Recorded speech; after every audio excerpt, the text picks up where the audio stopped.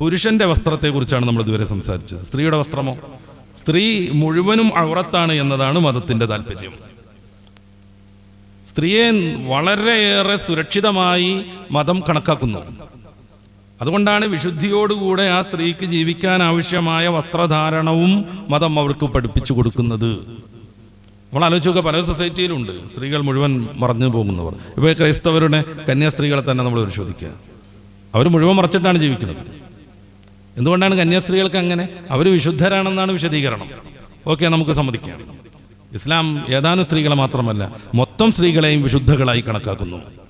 അതുകൊണ്ട് അവർക്ക് വളരെ മാന്യമായ ഡ്രസ് കോഡ് ഇസ്ലാം നിശ്ചയിച്ചു കൊടുക്കുന്നു. വിശുദ്ധകളാകയാൽ കന്യാസ്ത്രീകൾക്ക് ഡ്രസ്സ് പൂർണ്ണമായും ധരിക്കേണ്ടി വരുന്നുവെങ്കിൽ ആ ഡ്രസ്സ് തലയിൽ നിന്നൊന്ന് എടുത്താൽ പരീക്ഷയ്ക്ക് പ്രവേശിക്കാം എന്ന് നിയമം വരുമ്പോൾ ആ ഡ്രസ്സ് മാറ്റൽ ഒരിക്കലും സാധ്യമല്ല. പരീക്ഷ മുടങ്ങിയാലും കുഴപ്പമില്ല എന്ന് വിചാരിക്കാൻ മാത്രം തീവ്രമാണ് അവരുടെ ഡ്രസ് കോഡെങ്കിൽ എല്ലാ സ്ത്രീകളെയും വിശുദ്ധരായി കണക്കാക്കുന്ന, വിശുദ്ധകളായി കണക്കാക്കുന്ന പരിശുദ്ധ ഇസ്ലാമിനെ സംബന്ധിച്ചിടത്തോളം എല്ലാ സ്ത്രീയും തലമറച്ചിരിക്കണം.